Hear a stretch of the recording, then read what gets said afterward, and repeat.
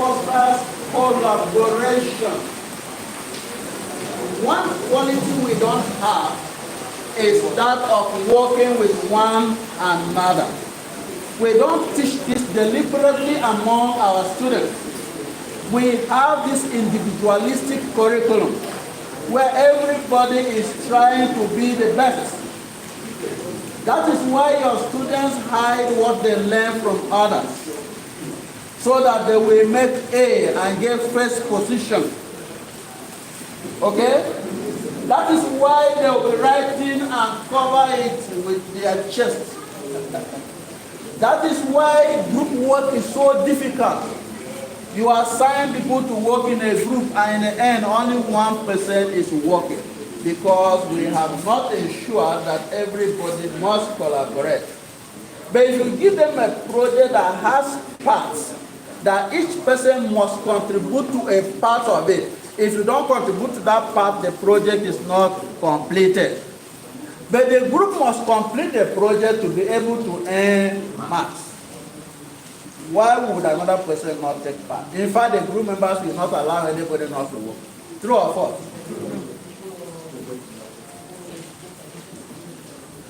I have prepared to give you an example which I used already in the last article.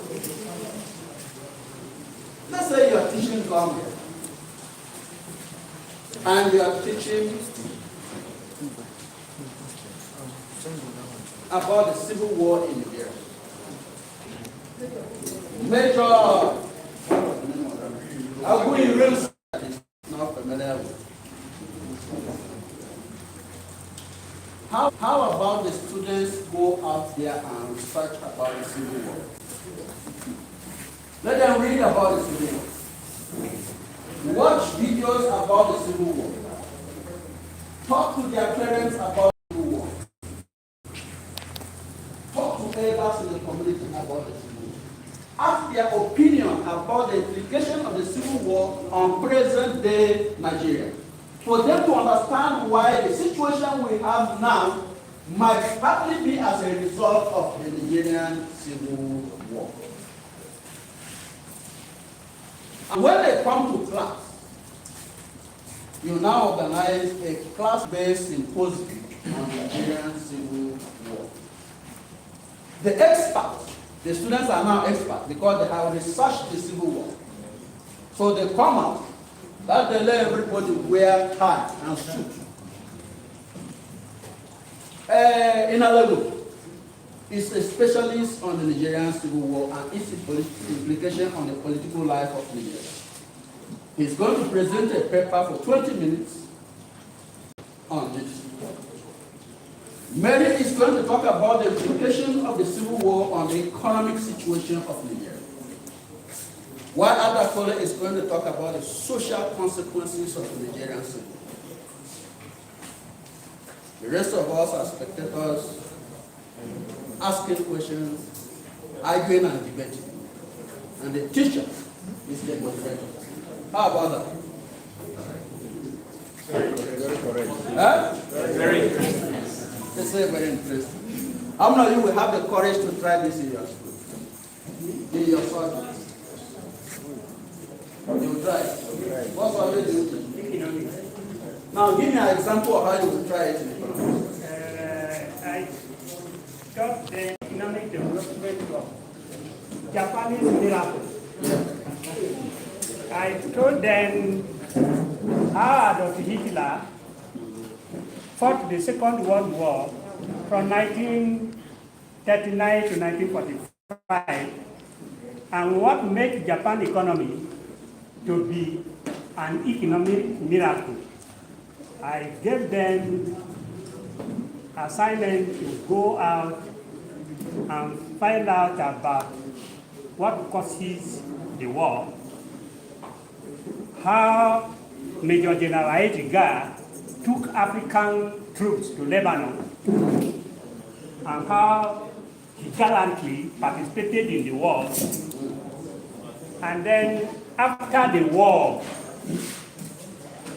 the technology then used by Tiger Asia nation European nation and American, that is advanced nation, development economy. Then after they have gone out, do the finding. When I started the teaching them, my own is just a guide. I assisted them as I grouped them and they discussed how the economy came to be when the leader in 1964 to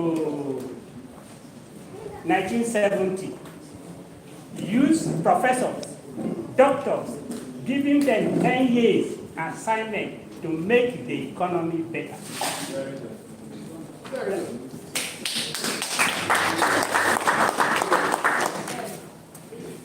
Now, how many of you are from the same school with him? Who is from the same school with him? Good. Have you ever sat with him? Have you ever sat with your colleagues and shared how you teach economics? Has anybody ever asked you? Some ask me because, you see, with the experience, I started marking widely from 1999. NECO from the year 2000. With their questions and with my experience, I'm a grade 2 teacher, NC and degree holder. When education was education, and when the surprise was in Nigeria. Okay, you will tell us the full story. You will tell us the full story after here, okay? So, why not? Oh, Jesus Christ has left Nigeria. Yeah. Hello, are we together? Yes, sir. The truth is nice. I know. In every subject, for every subject. When I started, I told you this is an art and not a science. What works here may not work there. But can we share together what works, what did not work, so that we collectively learn? Can you form communities of learning in your own schools, even the schools around? Share practices. For instance, some of the practices we discuss here, I want to try it in my school. What was that professor saying that day? I want to craft a lesson to teach this topic. How do I do it? Can you do that? It's very important. And that is what collaborative learning, even among students, is. Learning together. Learning together. Inquiry-based learning. Let's take it that you're teaching mathematics. Who is a math teacher in this class? Math teacher. How do you teach triangle, madam?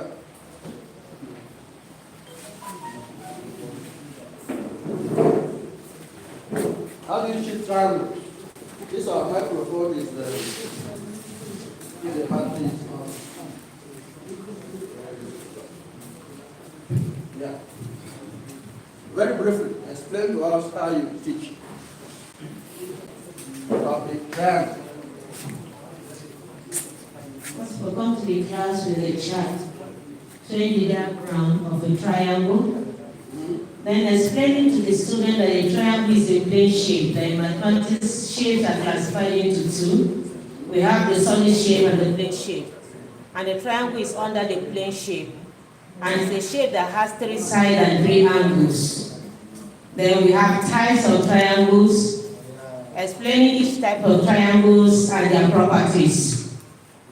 Then teaching the student how to calculate the size of a triangle using some rules in mathematics, depending on the type of triangle you want to teach. Like for example, if we take the right angle triangle, we explain to the student that it's a type of triangle that contains one of the angles to be 90 degrees.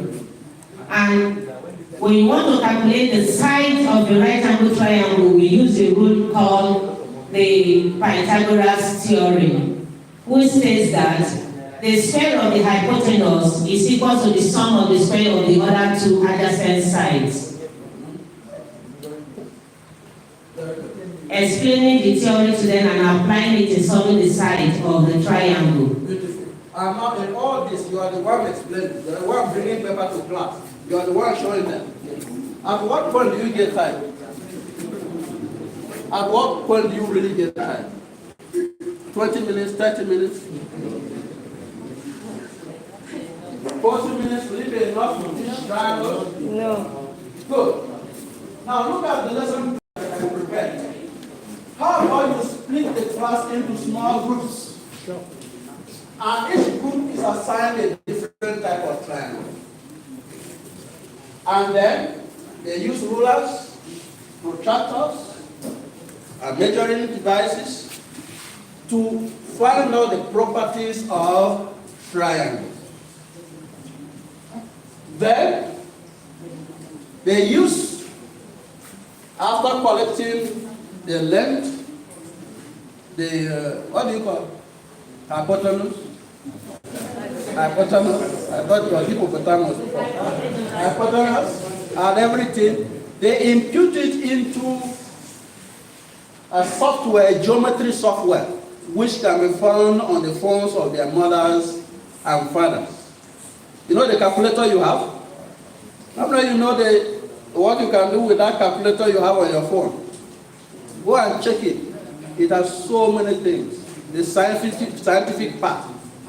And they use that to calculate this property. Then, they now come and present. They make models of these triangles and come and present. You ask them questions and answer the questions, and they create posters. You know what a poster is? Posters showing isosceles triangle. These are the properties of isosceles, the height equal to this, equal to that, and they paste them around the classroom. How about that? And the teacher is busy asking and correcting, answering questions. How does that sound? Interesting.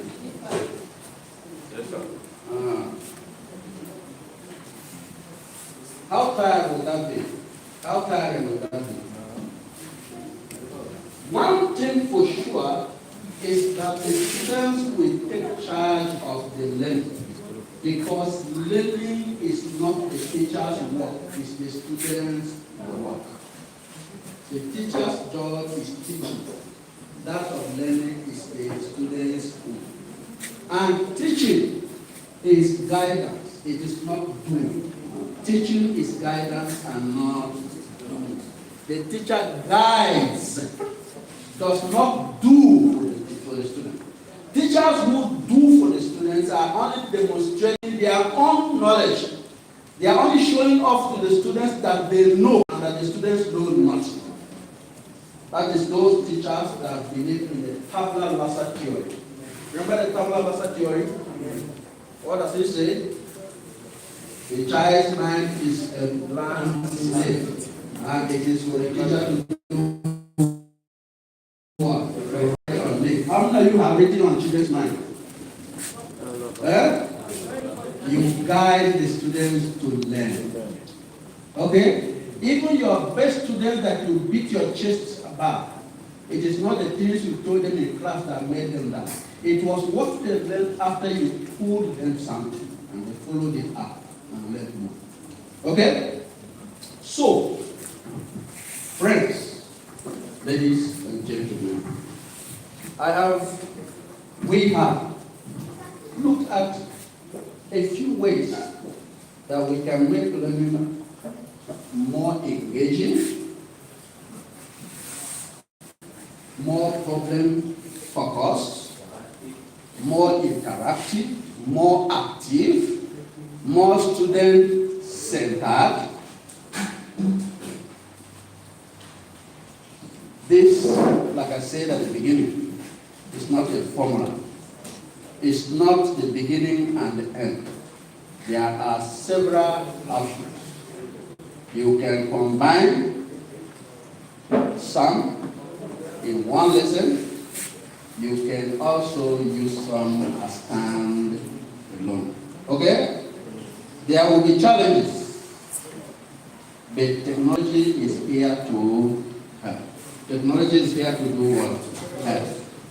Technology is simply here to extend human capability. It means to extending human capability. Where your capability stops, technology helps you go further. Where the length of my hand, if I want to slap, what's your name? Huh? A hand. Because my hand is short, I will use a stick, long stick. The stick is the technology that will develop force on my hand. And I started this session by immersing you into the technology, the learning management system, where you'll be able to interact with your students both in class and out of class. It's called the Google Classroom. There are several other ones like Moodle, Blackboard, Microsoft Teams, and so on. But every one of you seated here, provided you have a Gmail, you have a Google Classroom, and you don't know about it. How many of you know that you have Google Classroom automatically once you have Gmail? Only 2 people. You have something at your disposal, you don't know about it, you're not using it. So, you can send assignments, notes, quizzes, and discussions with your students via their parents' phones on Google Classroom.